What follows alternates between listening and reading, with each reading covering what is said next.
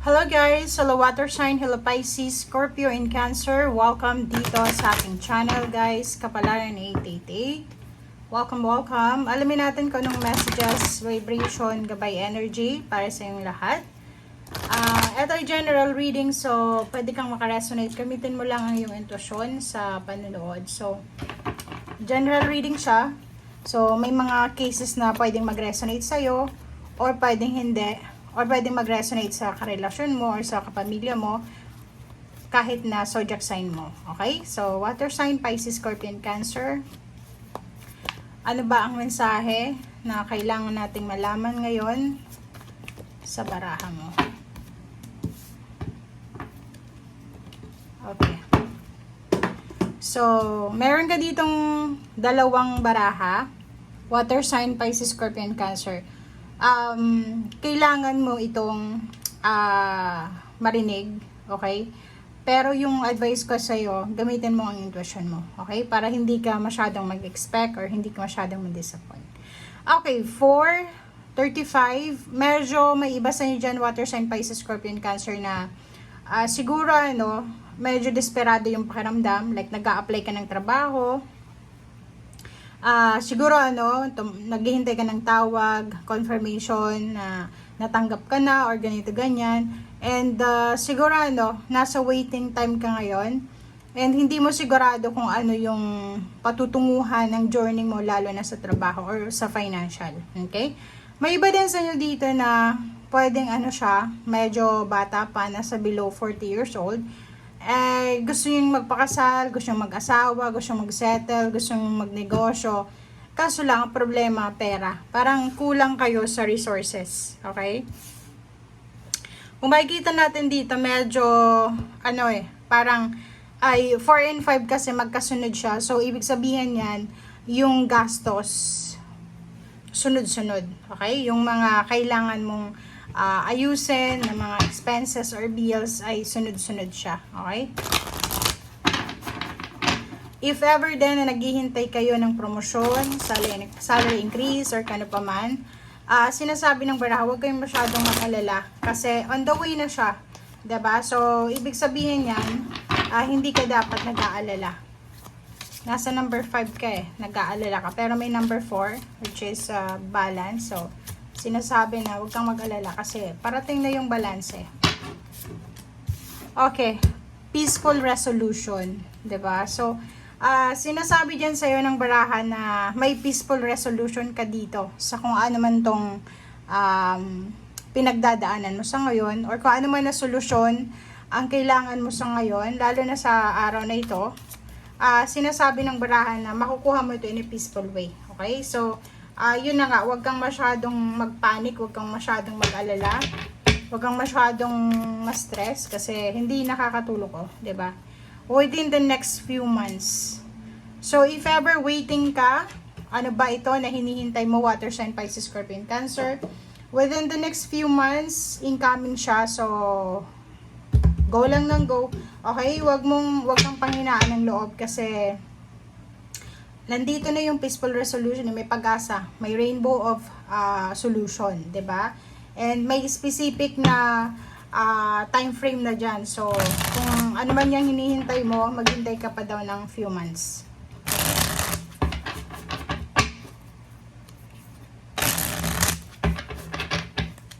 Okay.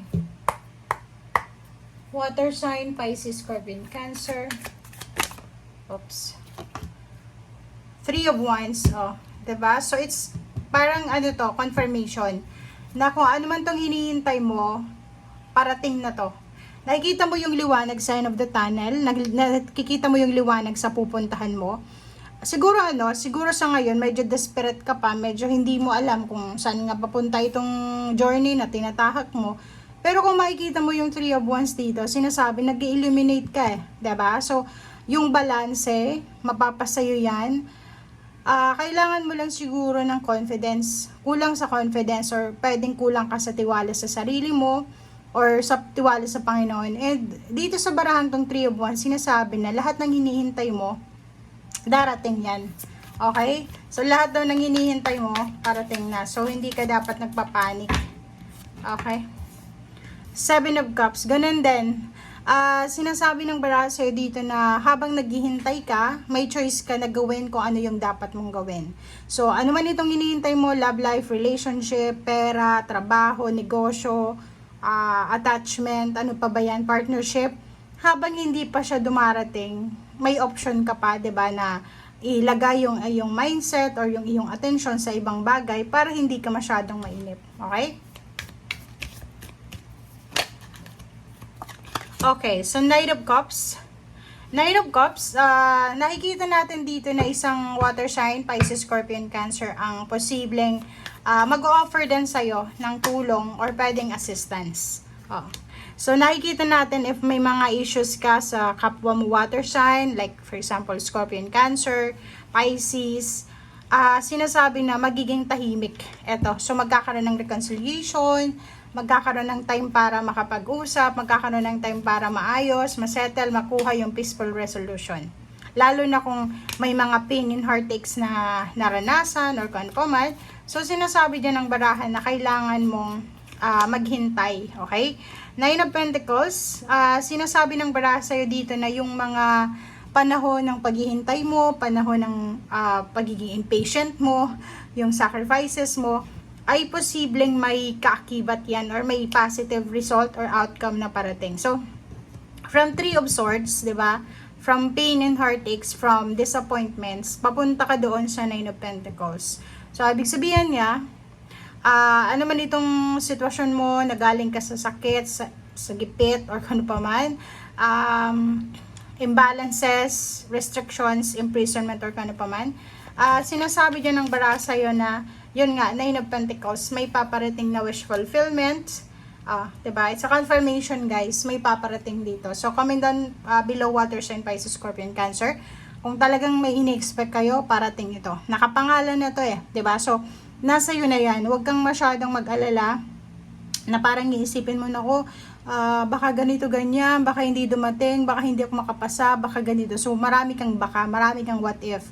Sa barahang itong Page of Pentacles tsaka Nine of Pentacles, sinasabi na nakapangalan yun sa'yo eh. So, hindi man siya dumating sa ngayon, talagang darating siya sa susunod na araw, buwan na taon. And huwag kang masyadong magpanic na hindi yan darating kasi nakapangalan sa'yo eh. 'Di ba? So, hindi yan ibibigay doon kay Aries, Leo, and Sagittarius and other zodiac signs kasi nakapangalan yan sa'yo. Okay? So, ano pa? Parang ano siya, nasa genes mo, genetics, birthmark, parang ganon. Okay, so Ten of Swords, diba? So from Three of Swords, papunta ka na dito sa Ten of Swords. So ibig sabihin yan, from pain, heartaches, into endings, renewal, peace, harmony, balance, stability, lahat ng klase ng pagkakaroon ng katahimikan, pagkakaroon ng achievements, ng fulfillment, parang ganon. Alam mo yung galing ka sa Three of Swords, galing ka dito sa number 5 na despair, tapos papunta ka doon, 'di ba? Papunta ka sa Three of Wands, Seven of Cups, the King of Cups, and then Nine of Pentacles, Page of Pentacles, tapos 'yun, ang ending is Ten of Swords. So, fulfillment, emotional, financial, spiritual, psychological. Makukuha mo yung peaceful resolution, and makukuha mo yung yung parang tawag dito, yung awakening, yung peaceful talaga na kumbaga pakiramdam. Okay? So, yan ang sinasabi guys ng baraha. Maraming salamat sa panonood. Water sign, Pisces, Scorpion, Cancer. Bye!